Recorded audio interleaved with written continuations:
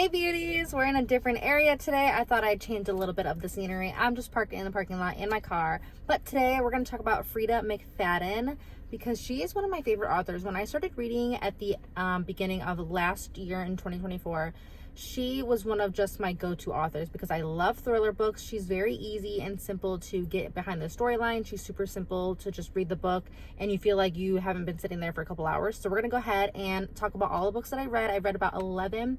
Actually, no, I read about 12 of her books so far, and let's talk about them. So the first ever book that I read was Never Lie by her. I absolutely loved that book. That book had so many twists and turns. As I was reading it, I really was so confused. And one of my favorite things about her is that you never know like what the heck is going on in her book. You think you know what's going on, but you actually never know what's going on. Unless you're one of those readers who's like really good about decoding things.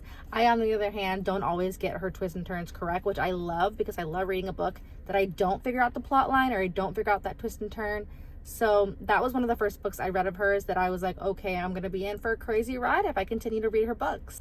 Then I read The Perfect Son. Now that one, I didn't really like it personally that much. I gave that one a 3 out of 5. It wasn't my favorite. I just kind of like wanted it to go somewhere in a different direction than it actually went. So that was kind of just my opinion. I didn't really like it as much as her other ones. Now the Housemaid series. If you guys have heard of Freida McFadden, you've probably heard of the Housemaid series. It's also being turned into a movie.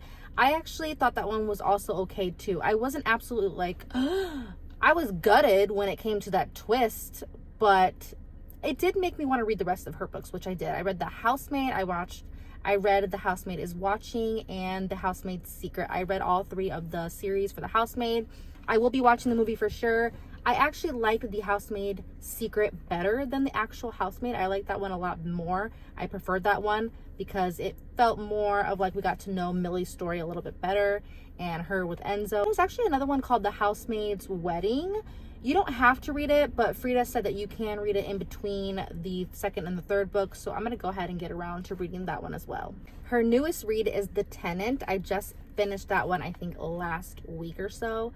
That one, I give it a 3 out of 5 as well. As much as it pains me, I'm like, I just wanted a little bit more out of that story. I liked where it was going, but it just, I don't know. I wanted a little bit more out of that story. I was like, Then I read The Inmate, which I really enjoyed that one as well. That one had a lot of really cool twists and turns. So that one is about a woman who is taking care of an inmate. She's kind of like the nurse for the jail cell, and the inmate ends up being one of her ex-boyfriends. So you can kind of like decide where that storyline's gonna go. It got pretty crazy and got pretty wild, and towards the ending I was absolutely mind blown with where it was headed. And I read The Coworker. Now the only thing I remember about The Coworker is that the woman loved turtles. Like I'm trying to rattle my brain off about what it really was about, but I just remember the lady liked turtles. She put a little turtle statue on the girl's desk. She really didn't like her coworker.